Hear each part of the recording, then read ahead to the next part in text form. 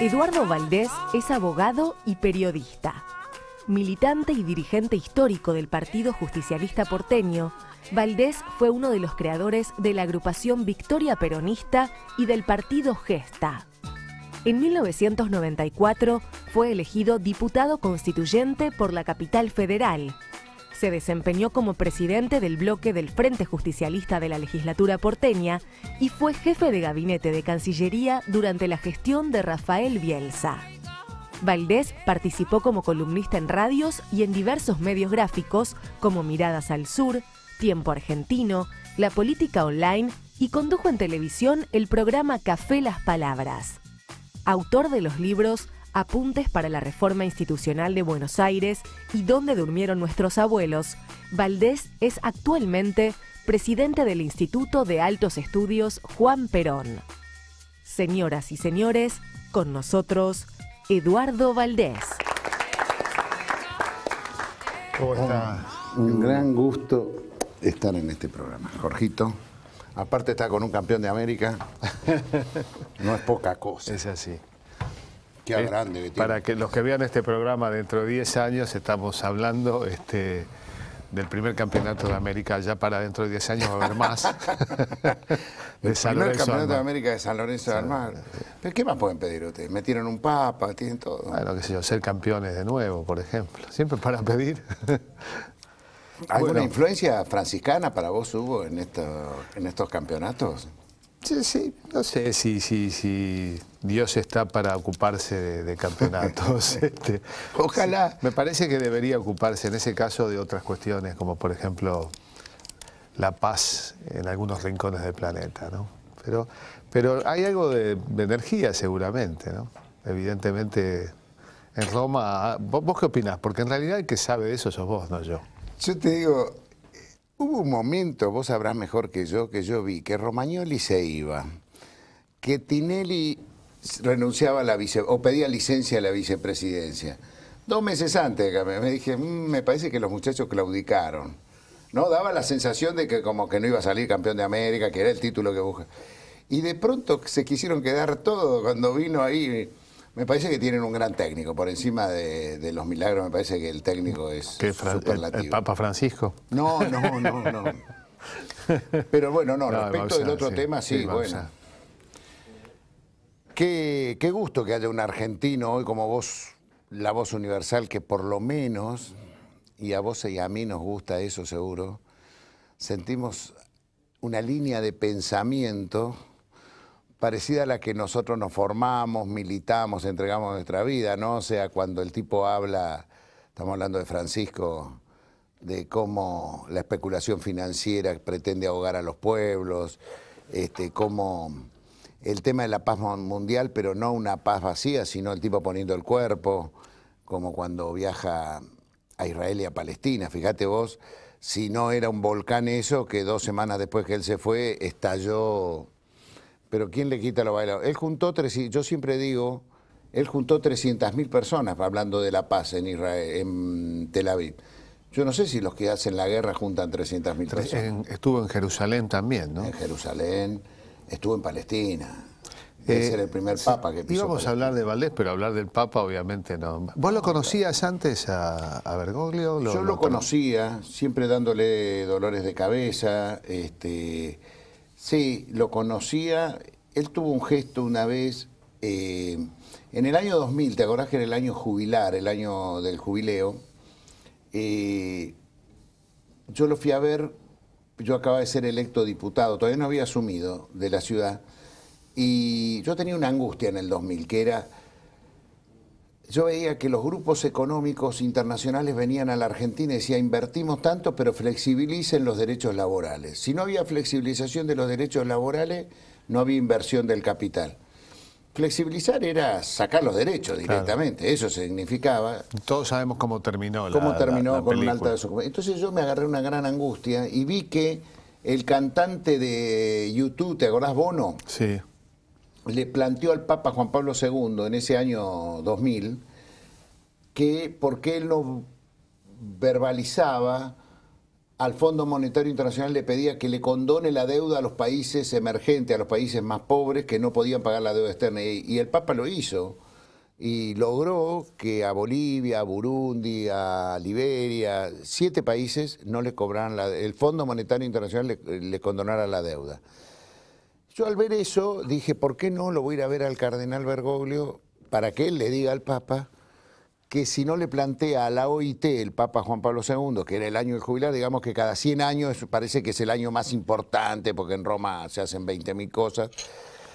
O sea que es un año especial donde la voz del sumo pontífice es más fuerte que la de los otros años. Entonces yo le fui a plantear si él podía ir, si él le podía plantear a Juan Pablo II que convocara a quien era el secretario ejecutivo de la OIT, de la Organización Internacional del Trabajo, que es la organización de las Naciones Unidas que se dedica a regular el tema del trabajo a nivel mundial, para que hubiera un contrato único y universal de salario mínimo en todo el mundo y que nadie pudiera violar ese tratado de mínimos derechos que no pueden ser conculcados.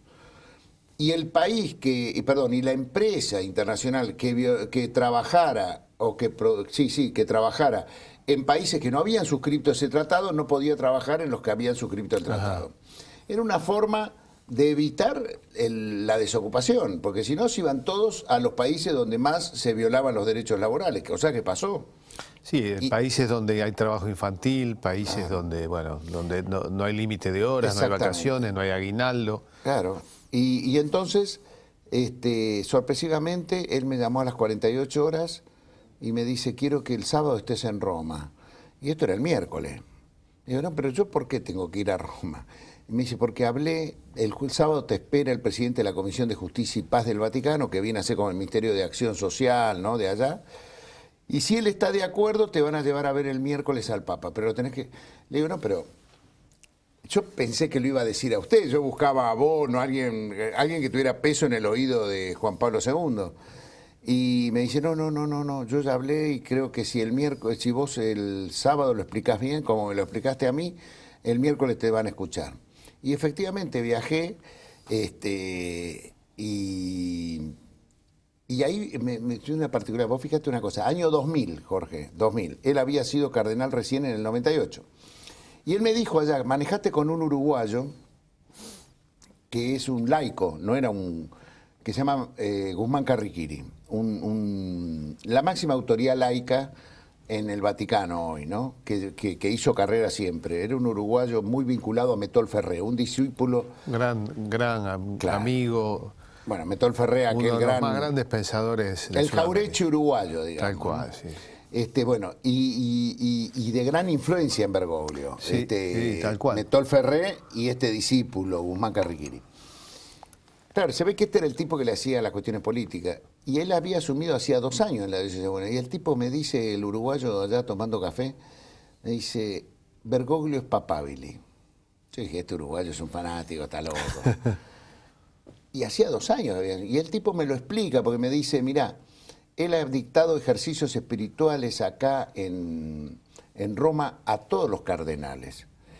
Y yo vi como, sobre todo los Juan con tierra, o sea, los que tienen territorio, no los burócratas del Vaticano, sino los obispos de cada país de África, de cada país de América Latina. El tipo le tienen un respeto, es un primus inter pares en ello. Vos vas a ver, bueno, yo la dejé correr. En el año 2000. Año 2000.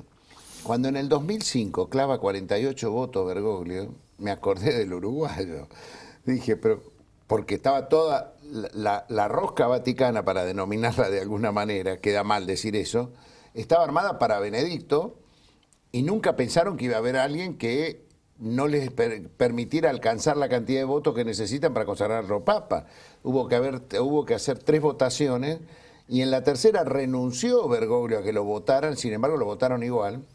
Y en esta directamente picó en punta, o sea que el uruguayo sabía de qué hablaba.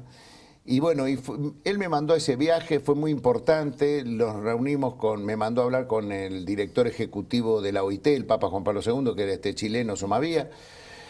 Empezamos a trabajar, pero en esos años todavía el consenso de Washington estaba muy fuerte y no había países que se animaran a suscribirlo a esto.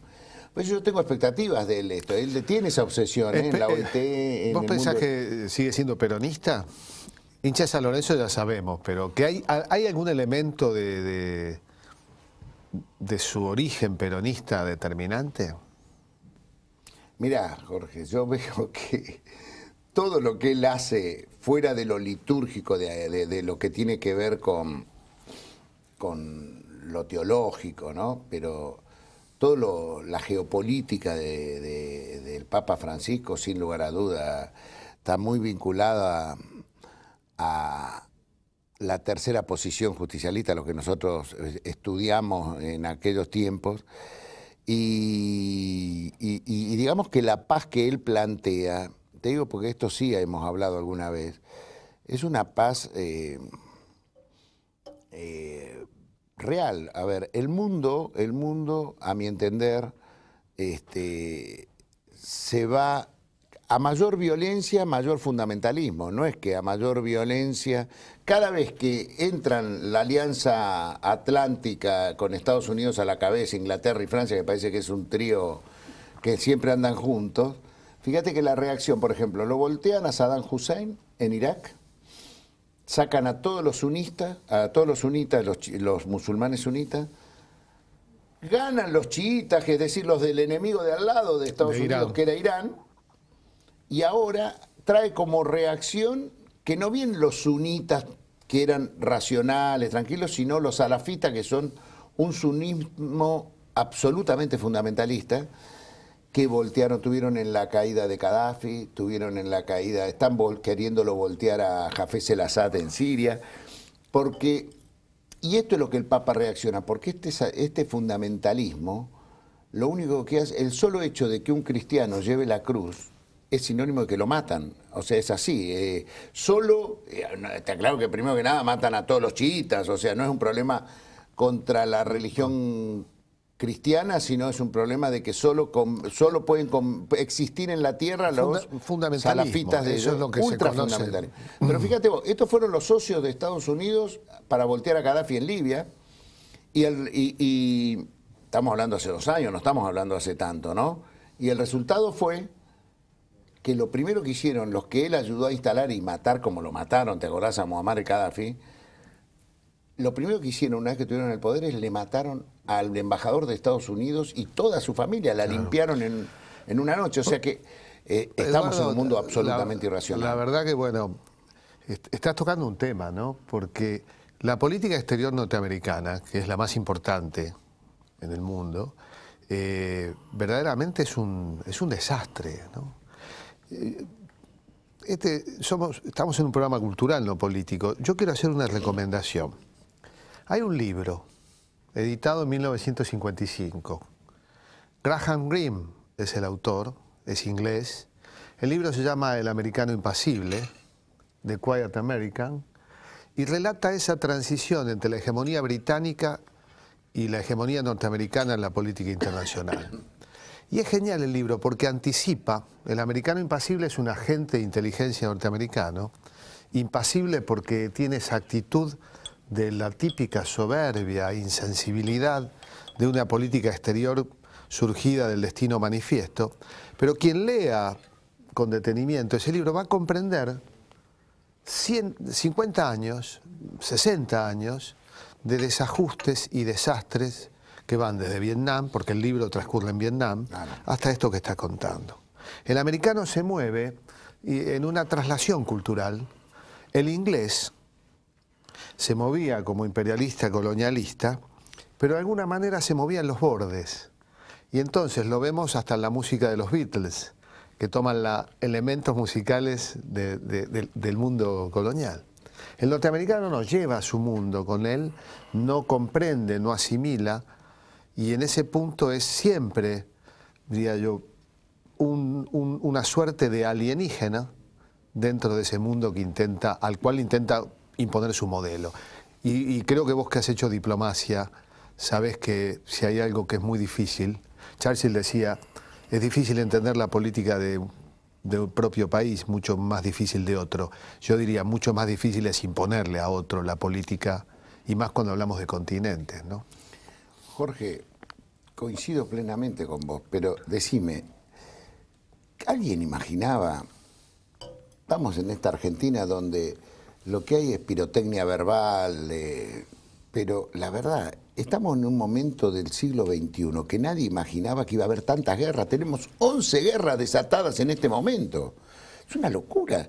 Desde donde estamos nosotros, gracias a Dios, nosotros estamos viviendo en un país donde algunos caranchos todos los días ladran, pero la verdad estamos tan lejos de eso y 11 guerras en este mismo momento. Entonces, digo, tiene que ver también con la cultura. La cultura de la paz es un trabajo a realizar y sobre todo en los países centrales hay que hacer ese trabajo, no en los países periféricos donde acá no nos imaginamos. Por eso, es una cuestión de soberbia, ¿no? Es una cuestión de un mundo en el siglo XIX y parte del XX eurocéntrico, y hoy diría yo que es un mundo financiero céntrico, con un Estado a su servicio, ese mundo financiero que tiene el aparato militar más poderoso de la historia a su servicio, ¿no? ¿Me dejás que te haga un regalito para esta parte, para que veas que tiene que ver con la cultura? Hay una poesía de Héctor Gagliardi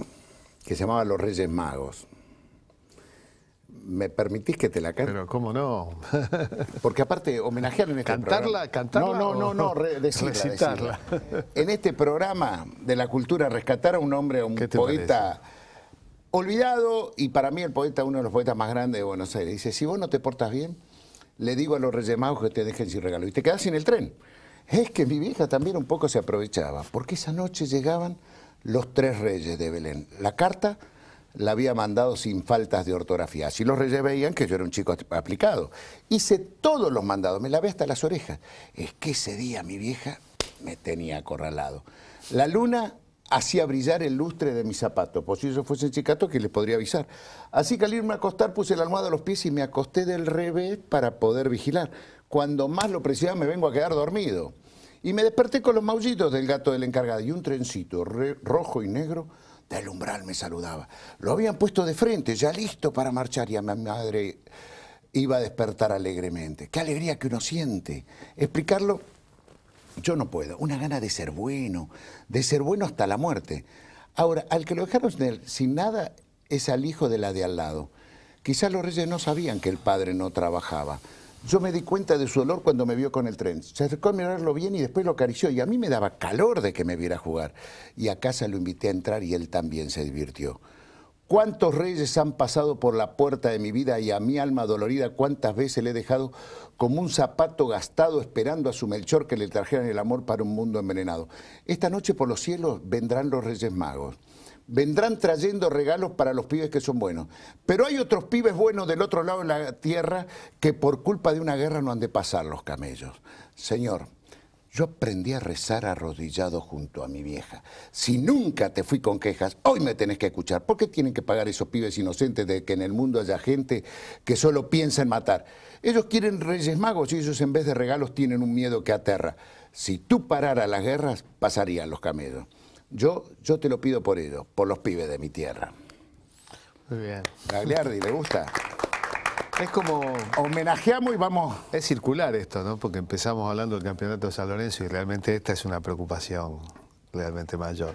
Pero bueno, no vamos a develar si el Papa sigue siendo peronista, pero en el próximo bloque me vas a contar cómo te hiciste vos peronista. Pero yo lo único que te digo... Porque vos sabés que coincido, la cultura y la política, por supuesto, un tipo que le gusta Marechal, que dice públicamente, porque aparte me gusta, porque viste la gente no le gusta que digamos que el Papa es peronista. Yo digo, gran lector de Marechal y de Metol Ferrey, entonces, qué intelectual el Papa, ahí estamos hablando. Bueno, Metol Ferrey es el más peronista de los uruguayos. Exactamente.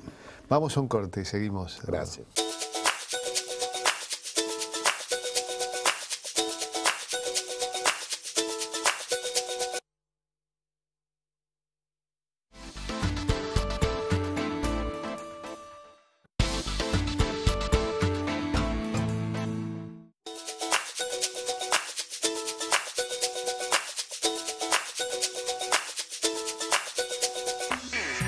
Bueno, seguimos conversando con Eduardo Valdés. Eduardo, vos me diste las gracias cuando llegaste, pero yo te doy las gracias a vos, porque el que se le ocurrió un día, hace varios años, de que yo podría formar parte de un programa de TV en una mesa con café de por medio, fuiste vos. Así que Es verdad. estoy aquí por tu culpa. Pero yo veía, y no lo largues nunca, Jorge, porque este es un espacio, a mí me encanta, yo lo miro, empiezo con TVR esa noche y sigo como un espacio de reflexión. Me gusta hasta el horario, ¿no? Como que es un sábado. A mí también, me gusta mucho nuestro un sábado. horario. Y hace falta poder reflexionar. Es una forma de compartir con el televisor reflexiones juntas. Y aparece gente tan interesante que me parece bueno. Todos nos deberíamos ocupar de comunicar, ¿no?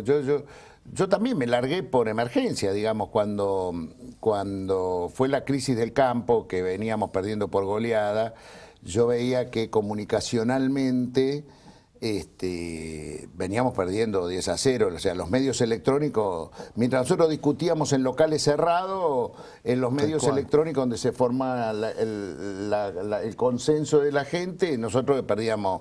Y ahí fue que salimos con este Café Las Palabras y que... Recordamos Café Las Palabras, primer equipo. ¿Quién lo integraba? Primero siempre nuestro productor general, comandante en jefe, que tiene algo que ver con este programa, que es Renato Miari. Renato Miari, el gran Roberto Butula, tu director de... Me choreaste todo, hermano. Menos plata. Ese uruguayo sabandija, pero gran director. Y bueno, y de primero estaba Rafael Bielsa y Artemio López, y al segundo año ya empezamos contigo, hicimos 3 años con Jorge, vos y el gran Jorge Schusey. Jorge, un saludo, como estuvimos con él y te saludamos, ahora le devolvemos el saludo. Gracias por ese programa porque me encantó y aparte hay que reivindicarlo a Schusey, tipo se puso ese no era del palo nuestro. O sea, Jorge es... Y es un militante. Mira a los peronistas medio de cosas y sin embargo, ¿cómo defiende esto que está pasando hoy en la web, además, con mucha luz, con toda esa lucidez tan característica, no digo de su generación, sino de un sector de su generación que tuvo tanto que ver con la revolución de la comunicación, del arte, de la publicidad Pero aparte, Jorge, y también, bueno, de la cultura, ¿no? Porque es un excelente compositor, un gran tipo. Yo soy un fanático de su obra, ¿no? No todo va mejor con Coca-Cola, no todo va mejor con Schusey, pero está la cosa de la Coca-Cola, ese primer vinilo de él.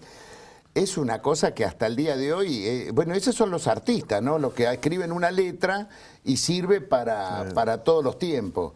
Y aparte sé que le está yendo muy bien, a Lía Gelín, que es gran director de teatro, están haciendo obras de teatro. Por eso el tipo ya, ¿viste? Se dedica a la militancia porque tiene las necesidades básicas cubiertas. Tal cual, se lo merece. Un beso grande, Jorgito. Bueno, hablame un poco de vos. O sea, vos sos hoy, uno te conoce y te identifica como un porteño de aquellos. Ahora, paradójicamente cumplís esa premisa de que los más porteños no nacieron en Buenos Aires. Es que yo creo que si uno no se enamora de los lugares donde vive, no es feliz. O sea, yo soy cordobés, nací, a los 5 años mi padre se fue a vivir a Neuquén y se recibió, fue a ejercer la escribanía y me enamoré mucho de ese Neuquén, de que viví de los 5 a los 18 años. Tuve un tipo que me formó, que era Monseñor Jaime de Nevares, yo iba a un colegio, el Colegio Don Bosco. O sea que esos años fueron muy marcados para lo que vendría después, ¿no? Y a los 18 vine a Buenos Aires con un padre preocupado, porque yo te quiero contar una cosa, Jorge, voy a hacer una confesión. Mi familia es muy gorila. Yo me llamo Eduardo, pues soy ahijado de bautismo del general Lonardi. No, pero te yo bautizó nací en el 56. ¿Pero por qué? ¿Porque como presidente o de amigo? Ya estaba derrocado cuando me bautizan a mí. En febrero del 56, mi padre era amigo de él y había sido medio un secretario de él ahí cuando fue presidente. Y mi padre, te quiero contar, que me decía que él se fue del gobierno con Lonardi por lealtad con él, pero que él compartía más lo que planteaban Rojas y Aramburu. O sea que no era de la línea nacional, que era la de... Nacional Católica de Leonardi, la línea que proclama el famoso ni vencedores ni vencidos. Mi padre, que fue candidato a gobernador por la Nueva Fuerza en Neuquén, nadie debe... En aquel 73 que nosotros estábamos lo que fue eso? Algunos sí. En ebullición, era el partido del Sogaray, entre otras cosas. Sí, a la derecha del PRO, digamos. Sí, bien. sí, no, el PRO. Macri es Roberto Santucho, al lado de aquellos muchachos. Yamiso Ondar se llamaba. Tal cual, tal cual. Bueno, la cuestión es que... Tenían como símbolo tenían una especie de circulito, me acuerdo, y fueron los primeros en incorporar... Bueno, los primeros fueron, el peronismo fue el primero en incorporar el merchandising, pero en una campaña... No, estos se pasaron de merchandising. Sí, en esto creo que fueron los votos más caros de la historia. Sí. Pero tu viejo estaba ahí. Bueno, pero nosotros estamos hablando 72, 73, claro. Era una ebullición, ¿viste? Y tan es así que mi viejo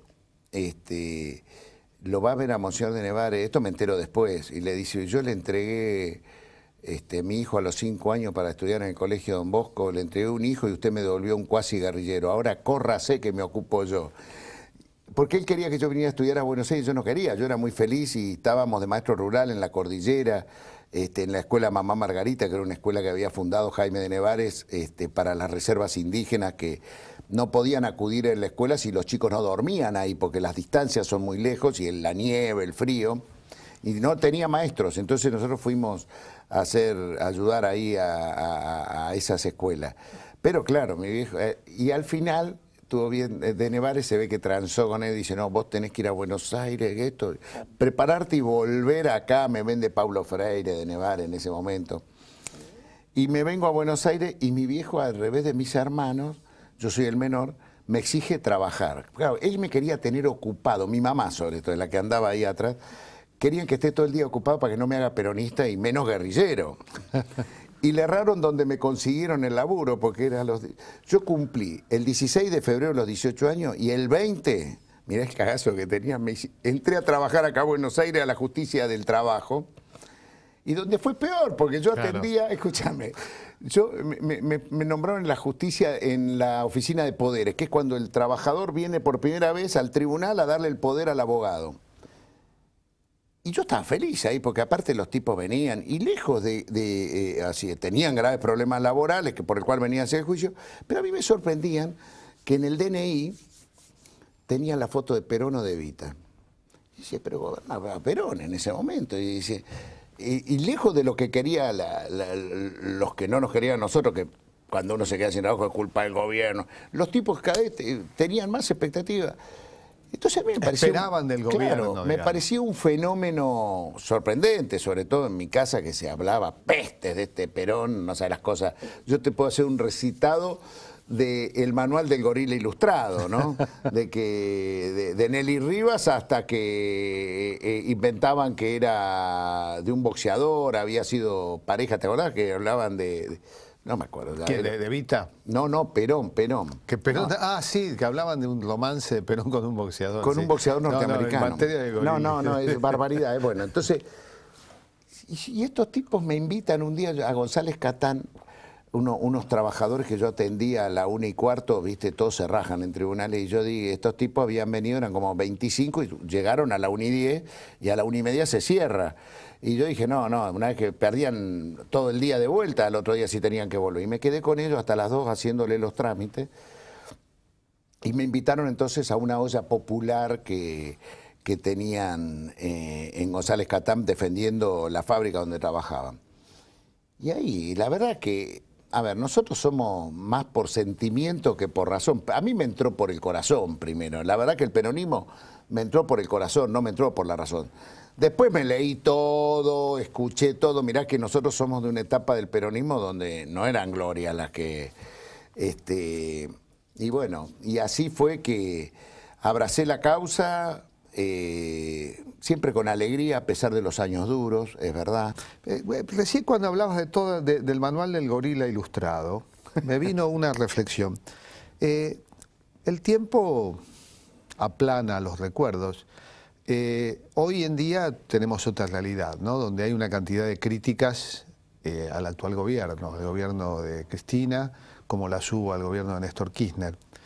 Y pocas veces comparamos Porque si hay algo si hay un común denominador que tiene que ver con el nivel con que yo siempre digo en relación a lo que se dice hoy y a la campaña difamatoria, a la campaña de desprestigio, que no es nada comparado con lo que le hicieron a Perón, ¿no? Es decir, y que no sirvió de nada. Porque realmente lo que queda son las obras, los hechos, las políticas. Eso es lo que queda impreso, como que hay un campo subjetivo de influencia coyuntural, pero hay un campo más trascendente, ¿no? Con Cristina, digamos, se han ensañado, quizás tanto como con Perón en aquel tiempo. Con Cristina se ensañaron más que con Néstor, me parece. O sea, a Néstor el 2003-2007. Después a Néstor, después del 2007... Néstor decía muchas cosas también. Me parece que también nos olvidamos. Pero como Néstor nos sacó de ese abismo que era el 2000... Sí, tuvo una tregua al El principio. 2003 al 2007, pero a Cristina le han dado y me parece, ¿sabes por qué le dan? Porque como a Perón. Yo esto me animo a decirlo hoy, Jorge. El piso electoral, que es lo que a ellos les duele, de Cristina Fernández de Kirchner, o del Frente para la Victoria, pero en la persona de Cristina Fernández de Kirchner, es el 33% de intención de voto. Te lo aseguro, eso es el piso, es decir, en el peor escenario. Tengo un amigo en común que lo midió en los peores escenarios, nunca bajó ella del 2007 a hoy de ese 33. Entonces, no es que estamos tan lejos para reelegir, con un compañero del Frente para la Victoria. Fíjate que hay que ver quién sintetiza ese 33 mejor de que todos y encontrar una alianza que permita llegar al 7,01 en la primera vuelta, porque también este trabajo dice que es muy difícil que el Frente para la Victoria gane en segunda vuelta. Entonces, ¿sabes qué van a hacer? Le van a sacudir a Cristina, porque la rabia es contra ella, porque es la que sintetiza ese 33%, que nunca lo bajó, a pesar de que todos los diarios te dicen todos los días que estamos en el peor de los infiernos, que esto, del otro. Sin embargo, el sentido común de la gente dice, no, esto me gusta. Claro, pero por eso yo lo que planteo es como una suerte de desaliento a los que hacen ese enorme esfuerzo de desprestigio, porque vos fíjate, recordemos lo que hicieron con Perón cuando a Perón en primer lugar lo derrocan por la fuerza, ¿no? Con un golpe militar. En segundo lugar, la campaña difamatoria que vos mencionabas, donde la exhibición de los zapatos, de las joyas de Vita, el libro negro, azul y blanco, no sé cómo se llamaba, el libro negro, el azul y blanco de Perón. Toda esa campaña que imprimió un poquito y que perdura en algunos sectores de la clase media y engancha con la actualidad, no sirvió de nada, porque hay algo que es luego comparar en la vida. Frondizi, por ejemplo. ¿Cuánto gobernó Frondizi? 3 años. 3 años. ¿Cuánto duró, aún así, con un gobierno que por supuesto tuvo cambios? Viste que ahora son todos frondicistas, ¿no? Sí, son desarrollistas. Es una forma todos. de digerir que no somos peronistas, Claro. somos frondicistas. Todos los que no nos quieren nada a nosotros se dicen frondicistas, empezando por el ingeniero Macri, que en realidad le gustó el Frondizi seguramente, que llevó al Sogaray, el que llevó al Sogaray al gobierno, porque el de Frigerio seguro que no le gustó. Pues eso, ¿cómo no va a quedar impreso, como dice Gieco, ¿no? Todo queda impreso en la memoria, lo bueno y lo malo. Y no hay manera de que desmantelen, por mucho que hagan, por mucho que pase, por mucho que ocurra, incluso por errores propios. No va a haber manera de borrar estos años, salvo, más que borrarlos, mejorarlos. ¿Sabes lo que es una posibilidad que pareciera no asomar en las alternativas a... ¿Sabes lo que ellos no se dan cuenta, Jorge? Y acá nos metemos un poco en la cultura también, ¿no? Desde el 46 en adelante se practicó mucho aquello de el paso de boca en boca, de generación a generación, de cómo uno vivió más dignamente la vida. Y creo, te digo, mi mujer me cuenta, mi mujer viene de una familia, mi compañera viene de una familia trabajadora, o sea, inmigrante, y ella, su mamá le decía que ella pudo acceder a una escuela gracias a que existió Eva Perón y Juan Perón. ¿Cuánto vale eso? Pudo acceder hasta zapatillas. Claro, el que nunca las tuvo, el que nunca le faltó, le parece hasta una demagogia haber hecho eso. Pero el que nunca las tuvo, valora de tener algo que nunca tuvo. Y esto que pasó, a pesar de los 18 años de proscripción, que cada vez que había la posibilidad de mostrar un resultado electoral, era mayoritariamente el peronismo proscripto el que ponía los votos, va a seguir pasando con Néstor y Cristina, a pesar de ello, a pesar de los medios electrónicos que tienen mucho más influencia, sigue teniendo más peso en la formación de un niño, yo lo veo en mis hijos, más que yo, los abuelos. O sea, es increíble cómo los abuelos influyen en nuestras vidas, ¿no? En nuestros gustos.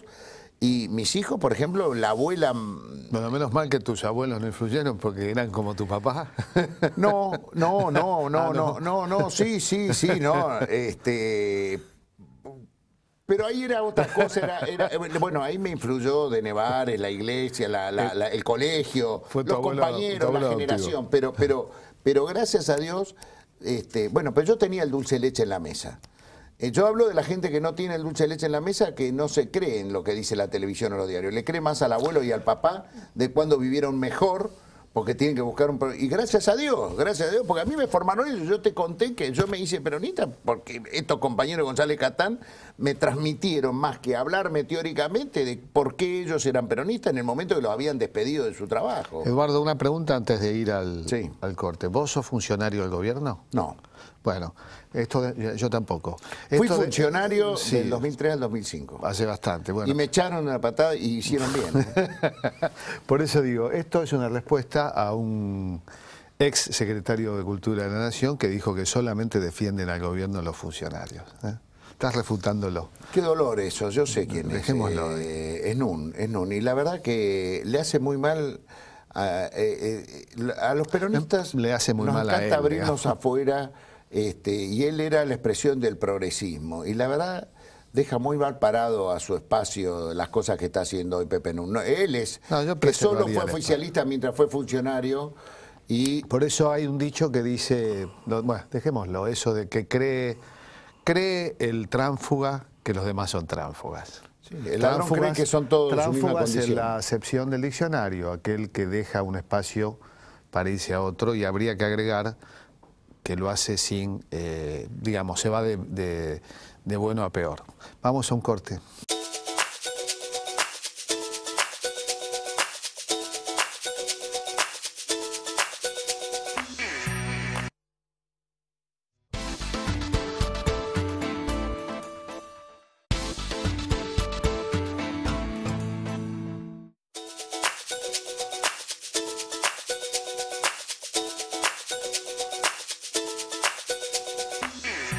Me hiciste reír cuando dijiste esto de que te echaron del gobierno e hicieron bien. A ver, explícamelo. Mirá, yo te soy sincero. Yo era jefe de gabinete de la Cancillería y yo no sé si ante la misma circunstancia yo no haría lo mismo que es cuando una mujer se está encadenando. Era Hilda Molina, la médica cubana, y antes que se la lleven detenida, decir que la hagan entrar a la embajada, porque peor íbamos iba a estar que ella estuviera presa, que no había estado presa hasta ese momento. Pero lo cierto que eso que yo hice empeoró la relación de Cuba con Argentina, y no era el poder que me había delegado el presidente Kirchner, era mejorar la relación, y yo la empeoré con esa situación, y entonces está bien. Hicimos un acto humanitario, no sé si no lo volvería a hacer, pero lo cierto es que en términos objetivos, en ese momento la empeoramos. Y después fue Cristina, callada la boca, que se comió muchas críticas desde acá, porque no iba a hablar en público allá del caso Hilda Molina. O sea, todos le preguntaban, ¿usted habló con Fidel Castro? Y ella dijo, no, no hablé. Lo cierto es que fue y la cerró y la trajo y se terminó ese tema.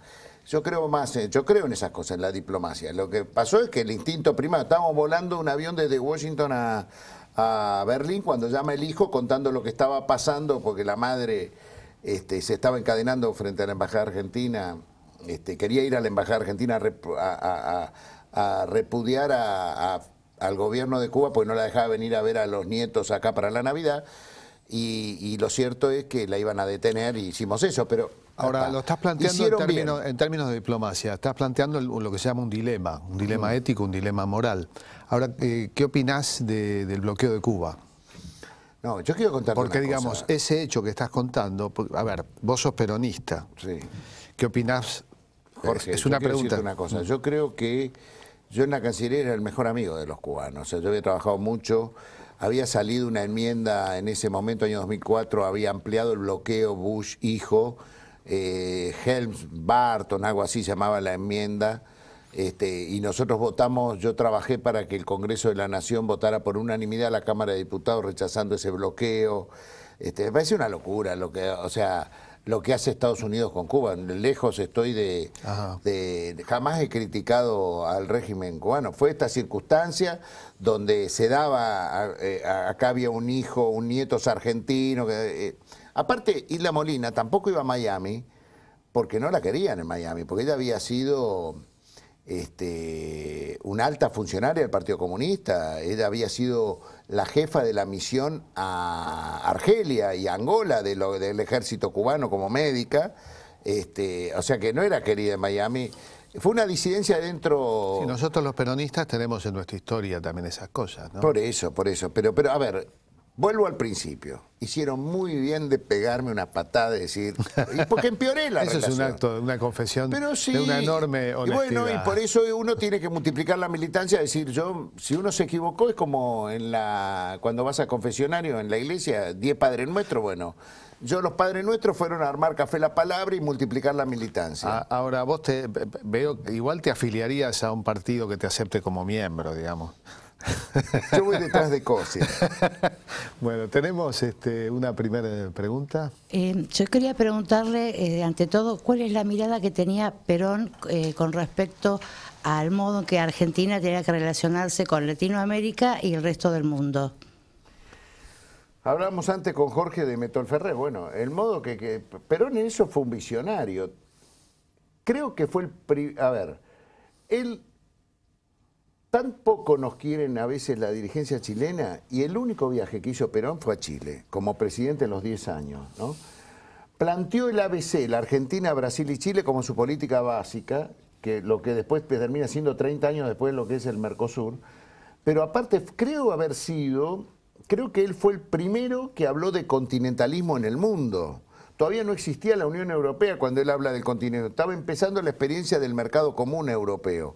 Y él decía, llegó la hora de los pueblos, y los pueblos, los que se unan continentalmente, van a poder el tema del futuro. Todo lo que se está haciendo hoy con UNASUR, Perón lo pensó 40 años antes. Creo que en esto era un adelantado. Esta es la diferencia de Perón con el resto, ¿no? Los tipos que no solo... Cuando les tocó gobernar, que es muy difícil eso, que el mismo que hace la acción es el que plantea lo teórico. Y para ver la diferencia del hombre con el resto, ¿cuántos libros dejaron los demás y cuántos libros dejó Perón de puño y letra? Acá tenemos uno de los tipos que más sabe sobre la bibliografía de Perón. Y digo, que Perón dejó escrito, nos dejó un pensamiento. Y todo lo que vemos que está haciendo ahora, está sucediendo el UNASUR, primero el Mercosur, después el UNASUR, y después la CELAC. Porque no nos quedamos en la UNASUR. En la CELAC, ahí ya lo superamos al viejo, creo, ¿no? O sea, gran jugada. Vamos a sacar un sombrero de la presidenta Cristina Fernández de Kirchner y de quienes son los presidentes de la segunda etapa, digamos, porque esto se hace ya, creo que con Dilma y no con Lula. Viene la segunda generación, ¿no? de los presidentes latinoamericanos. Porque ahí nosotros, mirando desde Malvinas, los países de Centroamérica que integran la CELAC, la Comunidad de Naciones Latinoamericanas y el Caribe, están dentro de lo que es el Commonwealth, o sea, el Imperio Británico, y sin embargo vinieron a apoyarnos a nosotros en el tema de Malvinas. Eso es muy fuerte, porque la verdad es que como viven ellos, los centroamericanos, tiene más que ver cómo vivimos nosotros que cómo viven los ingleses. Está muy bien, y eso es peronismo explícito. Yo creo que Lula mamó a Perón, Chávez mamó a Perón, de Chávez me consta, y Evo está mamando a Perón, y Correa también. Además, hoy hay posiciones muy claras. Por ejemplo, el candidato de la derecha brasilera plantea que en el caso de ganar, se iría del UNASUR y se pasaría a la Alianza del Pacífico, que es una alianza funcional, diría yo, es la versión que reemplaza la alternativa de ALCA, como todos sabemos. Sí. Hay una cosita que es peronismo explícito, fíjense. En el reportaje que le hace Daniel Filmus en esa gran película que es sobre los presidentes latinoamericanos, para mí uno de los conceptos más lindos es cuando él le pregunta a Lula qué es el Estado, ¿no? Y Lula dice, bueno, yo era el 7º hijo de una familia que el padre se fue y que solo quedó su mamá, que inclusive trabajaba en el servicio doméstico, ¿no? Y decía, para mí el Estado era mi mamá, porque si mi mamá no existía en mi familia, mis hermanos más grandes me robaban la comida, alguno me pegaba, y mi mamá me protegía. Entonces a mí cuando me veo que pasa lo mismo en la sociedad, para eso está el Estado, y esta es mi concepción de Estado. Nunca vi una definición más cercana a lo que debe ser la vida que esta que dio Lula. Eso es peronismo explícito. Y no hay Estado sin Constitución, y precisamente este año se cumplen 20 años de la Constitución del año 94. 94. La vigente actualmente, y vos fuiste constituyente. Una de las experiencias más lindas, y me alegra que hoy tenga buena prensa, porque en aquel momento tuvo mala prensa, pero la verdad que la Constitución del 94 va a quedar en la historia. En el mundo se la estudia porque es la primera Constitución, y quizás es por el drama que vivimos los argentinos, que tiene con rango constitucional y a su vez con la vocación de que rija más que las leyes interiores, los tratados internacionales de derechos humanos. Eso fue pionero Argentina en el mundo. Eso lo plantea esta Constitución del 94. Y a vos que te gusta la historia, veamos que de todas las reformas constitucionales, de todas las constituciones de la Argentina, siempre fue la supremacía del uno sobre el otro en el constitucionalismo argentino. Por ejemplo, la de 1853, que es la Carta Magna de Mitre y de los liberales, convengamos que es el triunfo en Casero de los unitarios sobre los federales. Si no hubiese existido las bayonetas de Casero, no hubiera habido Constitución del 53. La propia Constitución nuestra del 49, que para mí en contenido, a mí es la más justa, porque ese artículo 37, 38, 39 y 40, los derechos de la niñez, los derechos de la ancianidad, son derechos que yo le hubiera puesto a esta Constitución del 94 y sería perfecta. Fue una Constitución donde la hicimos los peronistas y nos quedamos solo los peronistas. Viene la del 57, la famosa Constitución del 14 bis, la de Levenson, sí, que el radicalismo toma como propia, pero estaba proscrito el peronismo. Con más de la mitad de los argentinos sin capacidad de votar. Exactamente, pero con un buen artículo que era el 14 bis, que era la protección de los derechos laborales. Esta Constitución sale de esa parte de la historia, me da la intención, de la del 94, porque fue votada por unanimidad. Fíjate una cosa, salvo el núcleo de coincidencias básicas, lo que era el tema, donde iba el tema de la reelección presidencial, todos los demás derechos, los nuevos derechos, los tratados internacionales, el derecho del usuario y el consumidor, el derecho al ambiente, todos esos derechos fueron votados por las tres fuerzas mayoritarias. Frente Grande, UCR, Partido Justicialista. Cosa que no sucedió nunca antes. Y fue jurada por todos los convencionales que comenzaron la deliberación. Cosa que en la historia argentina es muy importante. Y aparte es que se sancionaron derechos de vanguardia. Habrá temas que habrá que por ahí modificar. Pero esta Constitución todavía no ha dado todavía lo que la Argentina necesita. O sea, yo creo que dentro de 30, 40 años se va a valorar más esta Constitución. Pero en el mundo se la estudia como una de las constituciones más avanzadas. Voy a dar un salto, pero enorme. Cada vez, yo tengo una afición que comparto con vos. Me gustan las cosas antiguas, los objetos, las cosas. Tendrá que ver con mi apellido. Cada vez que voy al mercado de pulgas, este fin de semana estuve en el mercado de Dorrego, donde estuviste vos un rato antes, 2 días antes, breve, porque ya dicen que coleccionar, buscar cosas de antes. Sos pulguero, somos pulgueros. Un saludo al mercado de pulgas, un saludo al Dorrego, un saludo lo más grande no que al hay. Instituto Dorrego, que también lo saludamos. Lo saludamos, sí, pero nos gusta más la calle de Dorrego, ahí el mercado de las pulgas. La verdad que entre ir al Instituto Dorrego e ir al mercado de pulgas, nosotros somos pulgueros. No, yo soy las dos cosas. Pero pero son más divertidos los pulgueros.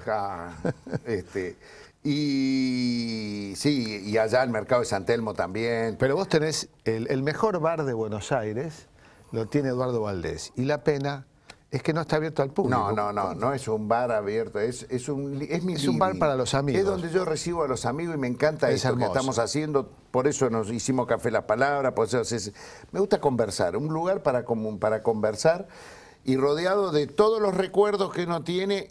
Algunas cosas son lo que me hubiera gustado preservar, porque nosotros hemos tenido una vista bastante nómada. A mí me robaron toda mi discografía, un día que nos buscaron, ¿viste? Ajá. Y bueno, así empezó así, buscando lo que me había faltado, buscando... un día me entraron a mi departamento y me llevaron todos los discos, los vinilos, los CD. ¿Viste? Había uno de Nacha Guevara que a mí me encantaba, que era Las Mil y Una Nacha. Nunca más lo conseguí. Yo creo que ser pulguero es una manera de ser prustiano, cacho de cultura, ¿no? Es ir en busca del tiempo perdido. Gracias. Sí, y de la historia también, ¿no? Porque hemos encontrado cosas de la historia. Son cosas que tienen que... Bueno, vos has encontrado algunas perlas. Nos están echando. Nos quedan muchos temas. Gracias, Jorge. Y nos quedan algunas preguntas, pero Chicos, bueno, vamos a repetirlo, este encuentro. Tal vez en tu programa me invites a mí. Pero con mucho gusto. Y por ahí vamos a hacer uno de todos juntos. ¿Por qué no festejamos fin de año todos en mi cueva, ahí Se acepta. Butula, hermano mío, gracias y te digo, preparemos ahí, que él es escéptico de que podamos hacer ahí el sonido, pero yo le voy a ganar la pelea. Muchas gracias, Eduardo. Nos seguimos Gracias. viendo.